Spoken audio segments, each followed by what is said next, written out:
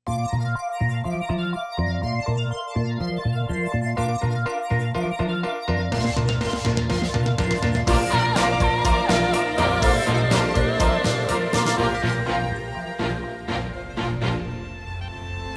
ang sakit-sakit para sa kanya nun. Alam mo, nakakaawa naman talaga si Baste eh. Pero mas nakakaawa siya kung ipagpapatuloy niyo pa yung pagiging MU niyo. Kung ano ang problema niyo ni Sende, huwag niyo mong iyakan, Dodong. Kung makit-ante ka nga naghilak, mas ako ang nasasaktan. Nako, hindi na sina Cindy at Sebastiano. As of last night, break na sila. Talaga? Hello? Di ba't parang nasese ng mukha mo dyan? Nalalok sa loto? Nagulat po ako nung nag-iba yung tsura ng mami ko. Siguro na-realize niya na higit sa nararamdaman niya, mas importante ang nararamdaman mo. Kaya nagdesisyon siyang baguhin ang sarili niya. Baka naman deep inside, ayaw mo talagang magbago ang mami mo. Maybe you yourself have certain issues about this. Dahil natatakot ka na baka hindi ka tanggapin ng mga kaibigan mo.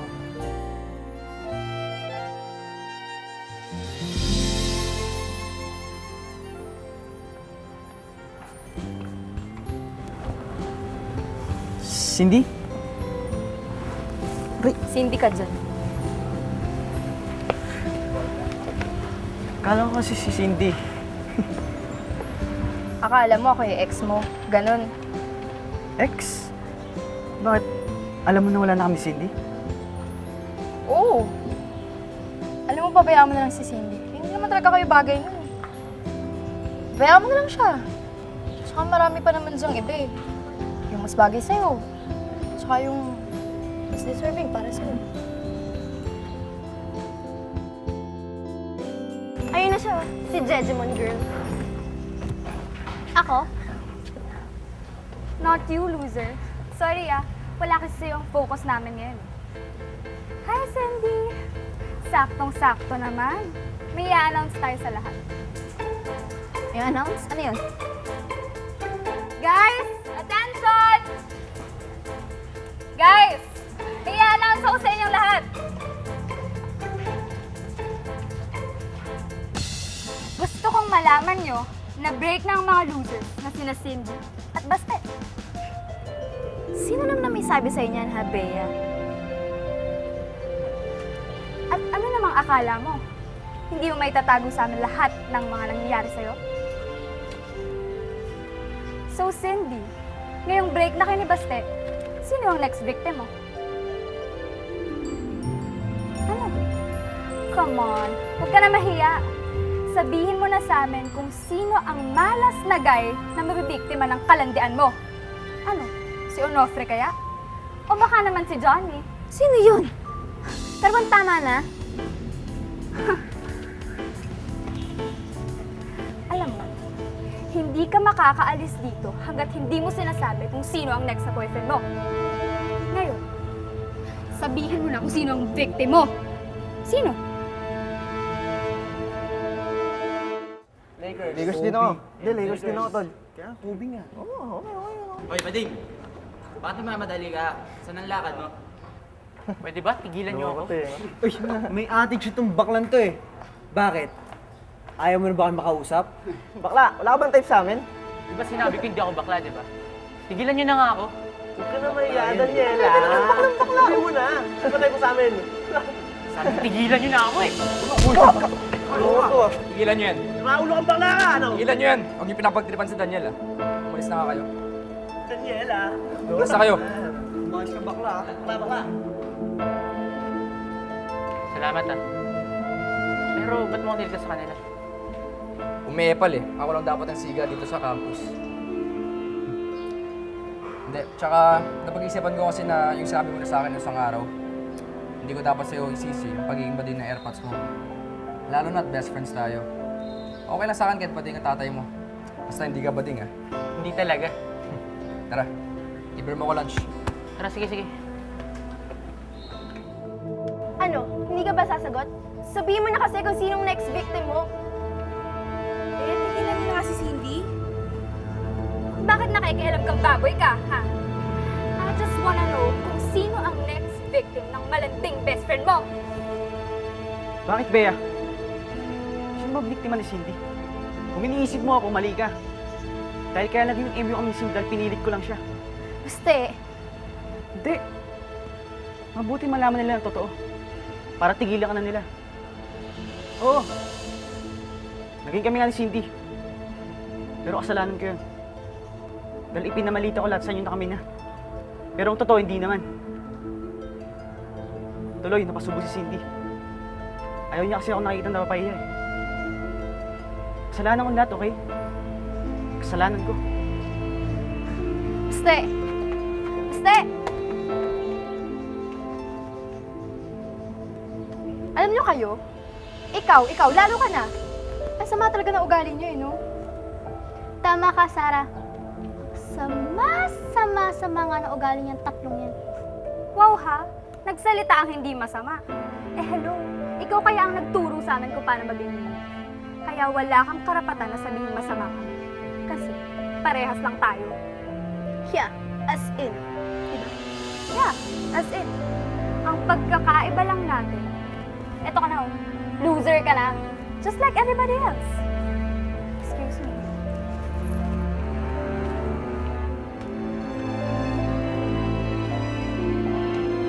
Sabagay, hindi mo naman talaga sila masisi eh.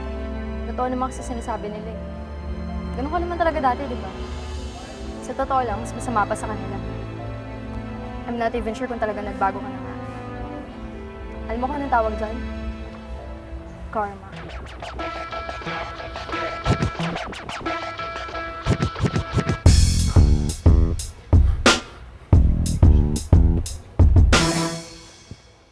Basta sandali lang.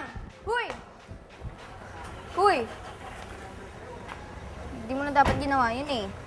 Dapat hindi mo na pinahiya yung sarili mo. Hindi mo na dapat pinagtanggol kila Bea. Cindy, ayoko masira ka dahil sa akin. Pinilit nga kita maging girlfriend ko, di ba? Kahit na. Hindi pa rin dapat ginawa yun. Salo mo nang pinasama yung tingin nila sa'yo. Di bali ng masama ako, wag lang ikaw, Cindy. Ayoko masira ka kahit kanino. Basta salamat ah. Totoong kaibigan ka talaga. Kahit alam ko nasasaktan ka ngayon, hindi mo pa rin ako magawang tiisin. Thank you. Uy! Nagmerienda ka na ba? Gusto mo sabay tayo? May baon ako.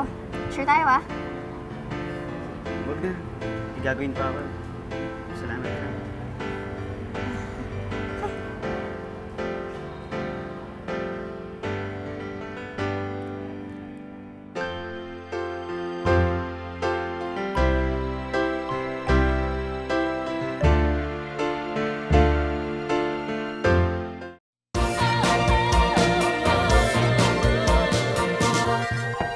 Lucas! Huy, buksan mo muna tong pinto. Dali, asa ka na yung report card mo? Huy! Lucas! Lucas! Ano ka ba? Ang ingay-ingay mo. Ito po kasi si Lucas, nagkukulang sa kwarto niya eh. Papakita ko lang naman tong report card niya, kinuha ko na kanina. Teka nga muna. Dapat ako kumukuha nito eh. Pakialamera ka talaga. Anak ng tinapa. Ang bababa. Eh, puro bagsak to ah. Ano ba problema niya? Eh, lagi naman pong emo yan si Lucas, Daddy. Kaya nga lang, lately, saan naman yung alam ko po ng problema niya eh. Ano ba? Si Cindy tsaka si Bastina po kasi. Kaya ayun. Eh, ang labo-labo naman kasi nitong inaanak niya, di. Kaya na nga po kumausap dyan. Kaka-headache ako sa mga grades na yun eh. Huwag ka na magka-headache. May amoy na nga yung kilikili mo, may headache ka pa. Huwag na nga kausap Wala dyan. naman. Lucas! Lucas, anak! Mag-usap nga tayo! Lucas!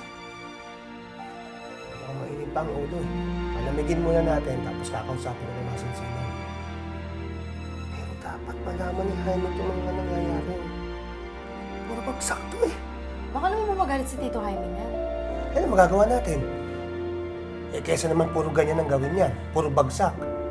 Eh, maganda na rin yun. Baka yung sarili niyang papang pagpabago sa kanya. Simula kayong tropa na ulitan si Daniel. At ayaw akong tinutukso niyo siya, kundi ako makakalaban niyo.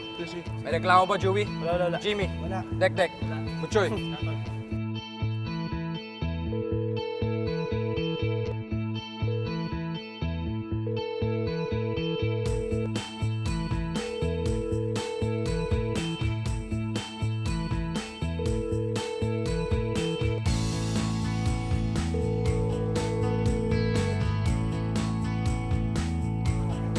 Oy, Coach Ted. Ah. Practice lang ako kami. Sige, susunod Sige, ako. Coach. Tara.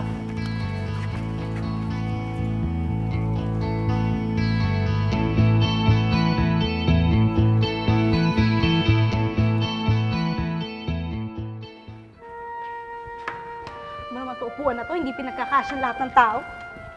Aray ko, mo tumunog. Kala ko ba gutom ka? Ako nang ubos ng food mo, sige ka. Parang hindi na kayo makaibigan ni Basta eh. Bakit hindi? Pinagtanggol ka nga niya kanina eh. Parang hindi na kayo friends. Kahit na. Parang nag-iba na siya eh. Parang iniiwasan niya na ako. Kanina nga, yaya ko siyang kumain dito pero umayaw siya. Dati naman isang yaya ko, sumasama agad yun. Ganun talaga yun. Siyempre, hurting pa siya sa pambe-break niya sa'yo. Kaya talaga iiwas yun para makarecover siya. Hirap naman eh. Parang hindi kaya kaya na mawala sa akin si Basta bilang best friend ko. Hayaan mo muna siya. Pagtsaga mo muna ako habang nagre-recover yung lolo mo, no? Oy, talaga bang hindi mo ubusin yan? Kulang pa kasi sa akin to eh. Tapos, tingnan mo, hindi man ako binigyan ng siraunong mama na yun ng ano, spoon and fork. Akin na. Sige na. Thank you. Ito pa. Thank you. God bless. Sama? Sarap po. Ah! Sarap. Ay, okay. Gumawa Gravy ka. oh. Baka naman pwedeng bigyan niyo pa ng paraan para maipasa naman ni Lucas yung mga grades niya. Ay, naku, Rafi. Sobra na yung pangungunsinti mo sa inaanak mo, ha? Oo, Sir Rafi. Paano naman matututo si Lucas kung palagi mo na lang siyang sinasalba sa kanyang mga grades at saka sa mga mistakes niya palagi? Hindi, ang sa akin lang, baka pwedeng ibigay niyo siya ng special exams, projects. Basta ako, final na yung grades na binigay ko sa kanya. Ayoko nang baguhin yun. Ako din, kapagod. Bye-bye, Sir Rafi.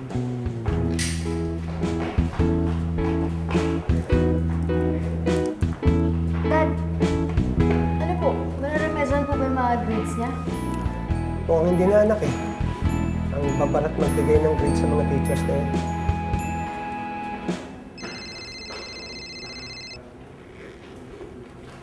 Jaime,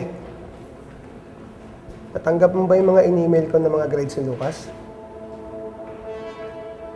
Mga Jaime, may mga problema rin ako. Ang malaki problema ng anak mo. Ha? Uuwi ka? Uwis ni Jaime. Kailan ang dating mo, pare?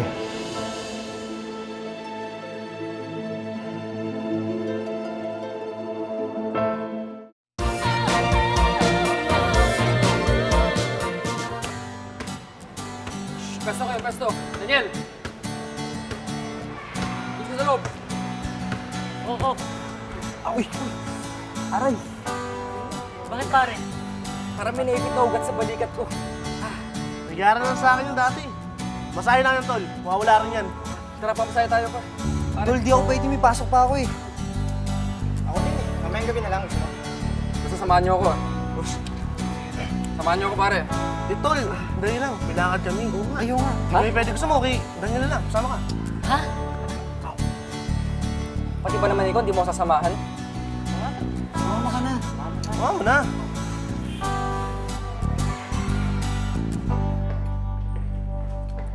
Oh, Cindy. Kanina pa kita hinahanap. Bakit po? Ang ate Val mo, ano nang balita sa kanya? Okay naman siya. Buti naman. Yun lang itatanong ko. Wala na kasi akong balita sa kanya eh. Yung mga tawag ko, hindi niya sinasagot.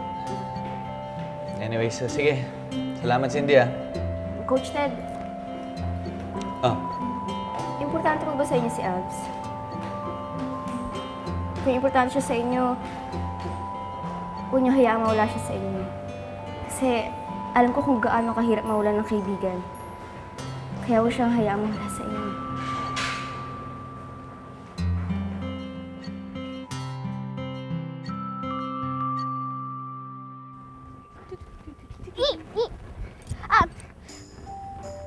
Pati, pwedeng pakikuha yung folder.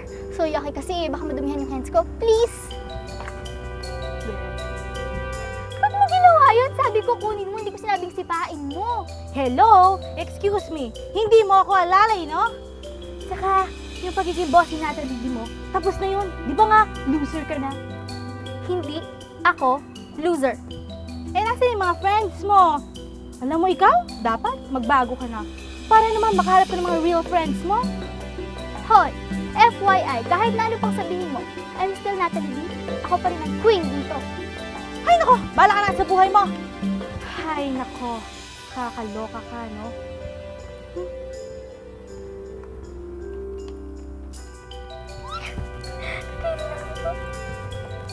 Yuck, yuck, yuck, yuck. Ah, hoy, ikaw. Pwedeng pakikuha yung paper? Sige na. Pero na laptop mo, ha? Oo na, sige na. Kunin mo na yung paper, dali!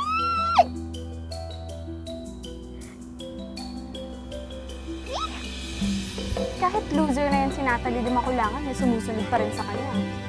Baka mamaya makagawa pa yan ng paraan para makabalik siya sa dati. Eh, paano na yan? Baka mamaya siya na naman maging bida dito. Are you stupid or something? Hindi ko hahayaang mangyari yun. Ipapakita ko sa inyong lahat na wala nang claim naging Queen Bee si Natalie B. Hoy, Golda. Di ba magka-class kayo ni Lucas? Nakita mo na ba siya? Ako nagkating classes.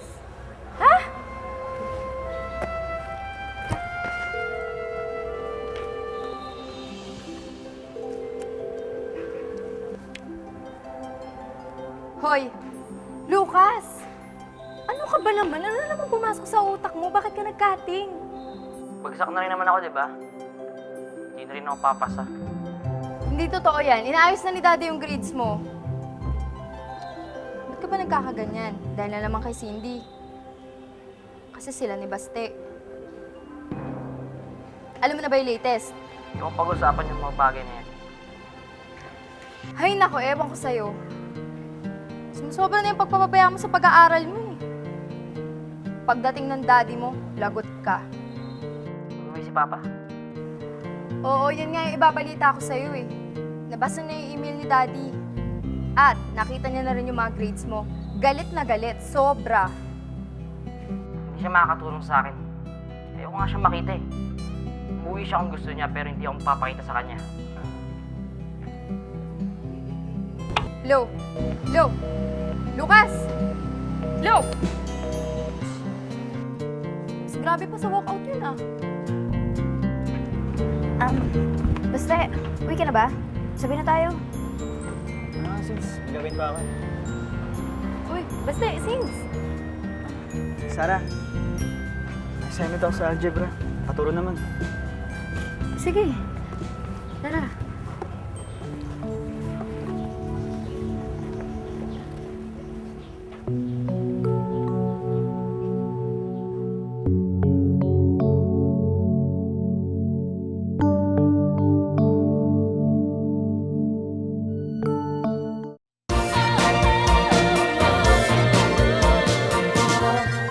Asan na yung assignments mo? Tsaka yung lessons mo? Okay na. Bato niya, Sarah. Wala akong assignment eh. Ha? Akala ko ba meron kang assignment sa algebra? Algebra ba yun? Sinabi ko lang yun para iwasan si Cindy. Iniwasan mo na Cindy? Sabagay. Siguro nga dapat iwasan mo na Cindy. Para naman hindi ka na masyado ma-addict sa kanya, di ba? Tama yung ginagawa mo, Basti. Fairness ah. May utak ka rin pala. Sira. Buka naman.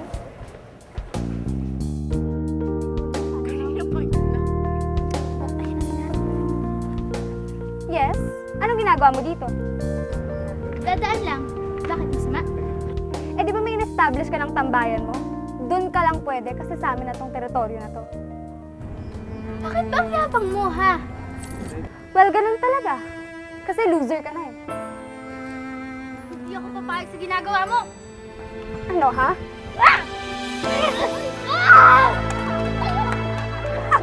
Ano, ha?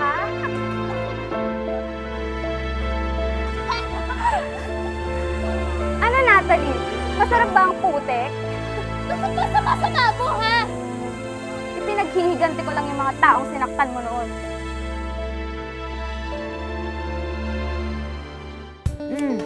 Bakit ikaw lang? Hindi ka ba hinatid, Baste? Di ba nga, umiiwas ako sa kanya? Hindi wala naramdaman ni mabuti. Ang sakit ko na, Mami. Ang sakit-sakit. Nagliya si Lucas. Eh bakit daw? Anong dahilan? Kahit naman hindi niya sinabi dyan sa sulat na yan, syempre isang reason din yun dahil sa inyo ni Baste. Si Cindy, kamusta siya? Okay lang ba siya? Eto, nag-aalala pa rin para sa kanya. Grabe talaga may love si Cindy kay Lucas, no? Parang ako. Pero kung talagang sincere ka at gagawa ka ng mga bagay-bagay to show them that you are changing for the better, pasasaan ba lalambot ng puso ng mga kaibigan mo at tatanggapin ka nila ulit?